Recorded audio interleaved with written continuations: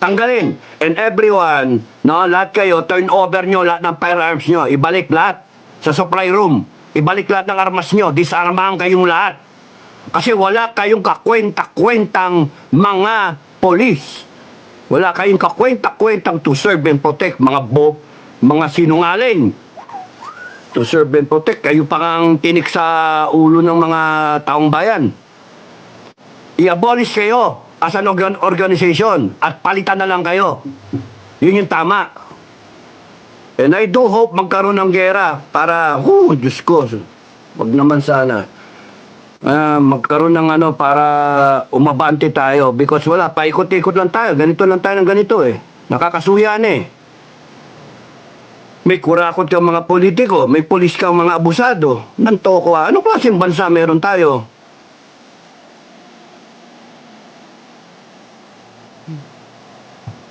Kung alam nyo, kanina, pinapanood ko yung na yan eh. Iniisip ko nga eh. Kung ako natapatan na Task Force Davao Commander, puta to hell with it. Pupuntahan ko yan, ide-deploy ko lahat ng sundalo ko, didisarmahan ko lahat yan. Putang ina nyo, hayop kayo. Didisarmahan ko lahat.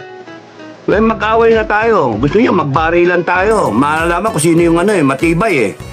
Pero kung ako yung natapat na Task Force Commander dyan, na military commander dyan, to hell with yung mga na yan. Yung mga congress na yan, yung mga kayo lang ang may power na magdeklara-deklara. Hindi, ako mismo magdedeklara ako. Dideklara kong illegal yung ginagawa ninyo, mga PNP. And I will disarm everyone. Kung ayaw ninyo magdisarma, you prepare to die. We will fight it out. Mga putang ina nyo, tatapang ninyo eh.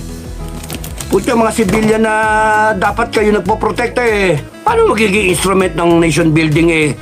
Nung drug war eh, panay mga police yung involved na mga drug mga drug syndicate. Di ba?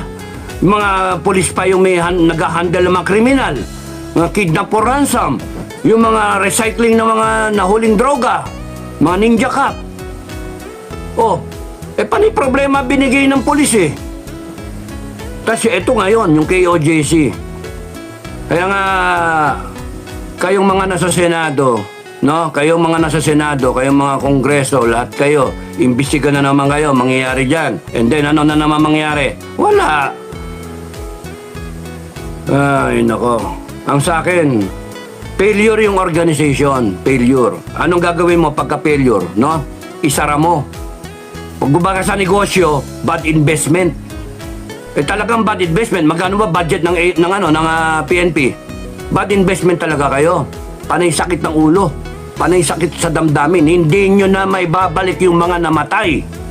The next president, kung meron man, kung kunyaring maging presidente ka man, BP Sara, kung sakasakali kang maging presidente ka, malay natin 2020 niya, di ba, kung tatakbo ka or much earlier, kakampi mo ako na palitan yung buong PNP na yan, na palitan, isara, naintindihan niyo ako, BP Sara, isara ang entire PNP.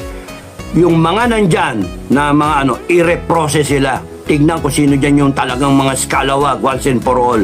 Kung sino yung matitino, tignan lahat ng 2015. Lahat. Meanwhile, ipahawak muna sa AFP. Pahawak muna sa Marines. Sila na muna ang law enforcement. Marines, Army, buong AFP. Sandali lang yon. Because may matitira, i-reprocess yan. It will take only a few weeks. Sinusweldohan natin tapos ganyan, iiyak tayo dahil lang sa maatake tayo dahil sa kagaguhan ng mga yan. Putay na mga yan. Saan ba loyalty nila? Nasa isang tao ang loyalty nila. Yun yung mali. Dapat ang loyalty ng institusyon, no? Kay AFP man yan, o kay PNP yan, ang loyalty niyan nasa taong bayan.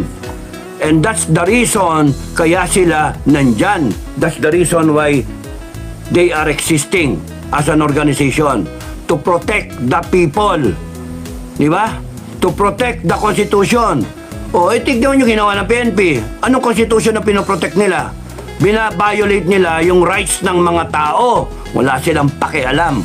Utragis yan. Kita nyo ngayon, ang problema natin, PNP. isa sa problema natin. Droga, no? Sindikato, kidnapping, ransom, di ba? Pogo, naknanto ko You name it Problema ng PNP Somehow merong connected na illegal, may mali, and then nakikita ninyo, sila naguhulihan. Nahuhuli ng matitino na PNP yung mga walang iya na PNP. Ngayon ang tanong, ano yung kategorya ng mga PNP na pumunta sa KOJC? Mga mababait ba yun o mga walang iya? Di ba? Kaya nga, there's a way of doing it. Disband na lang natin yung buo na yan na organization and then i-reprocess na lang natin yung mga matitino. Lahat kayo, balik kayo sa barracks, isurrender ninyo yung mga armas ninyo, properly accounted. Yung ayaw, you will become an outlaw. You will become a fugitive. O, tignan ko ngayon pakiramdam ninyo sa ginagawa ninyo kay Buloy. No? And you will be hunted down. You will be hunted. Kami, tutulong kami to hunt you down. And I will give an order na wag na kayong wag nyo nang pag-isipan yan. Upakan ninyo. Pagka man lalaban, upakan nyo. Kasi mga walang kwentang tao yan Walang kagalang-galang sa mga tao.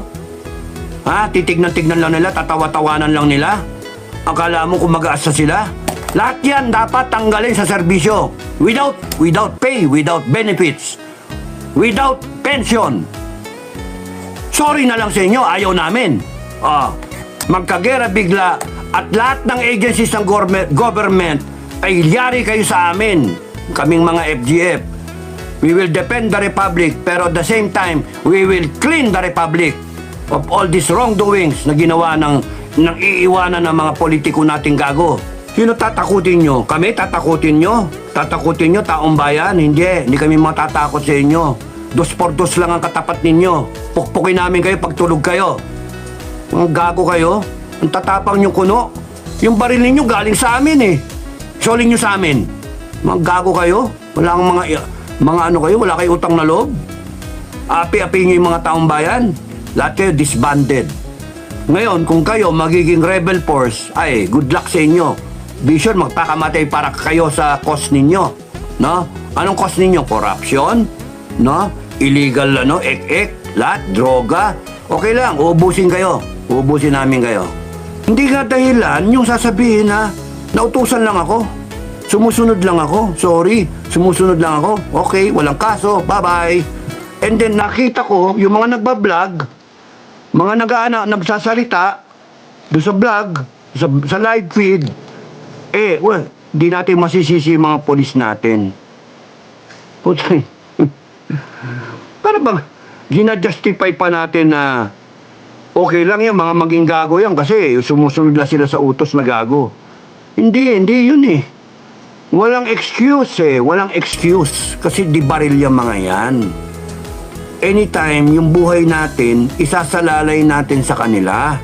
Isasaalang-alang natin sa kanila. Kaya kinakailangan walang excuse ang mga yan na sumusunod lang sila kaya nagkamali sila. Hindi, dapat they can discern what is right and wrong.